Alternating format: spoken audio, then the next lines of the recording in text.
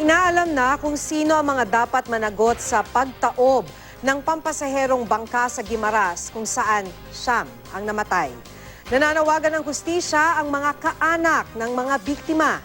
Makibalita tayo kay Julius Belacaol ng GMA Iloilo.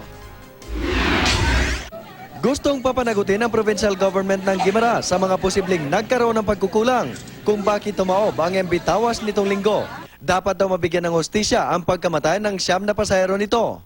Kagabi, natagpuan ang ina ng tatlong mga batang nasawi sa insidente na si Shane Mata. Si Lola Loretta Caminade, nagdadalamhati. Kabilang ang kanyang apo na si Daryl Christine Vasquez sa mga namatay. Ang apo ko ginamapisan ang kibalan mo kaubaran sa stawo para makabulig sa eskwelahan. Sa pulong kahapon ng Guimaras Provincial Disaster Risk Reduction and Management Office, sinabi ng gobernador ng Guimaras na dapat managot ang crew ng bangka, pati na ang ilang tauhan ng Iloilo Coast Guard. Base sa initial na investigasyon, bumiyahe pa rin ang MV Tawas kahit hindi pinirmahan ng Coast Guard ang Master's Declaration of Safe Departure. Madam, umang kasiling nga may kapaltahan man ng crew. Kay na may ara unmanifested nga walo kalog kag nagsulubra sila. Kung nantaon naton sa response time, may kapaltahan man ng provincial government kanang Coast Guard.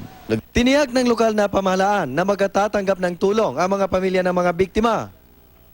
Ang mga pasahero naman ng isa pang bangkang nawasak naman ng malalaking alon sa may Camotes Island, hindi pa nagsamba ng reklamo. Sila yung mga pasaherong magdamag na nagpalutang-lutang sa dagat bago na rescue ng dalawang barko.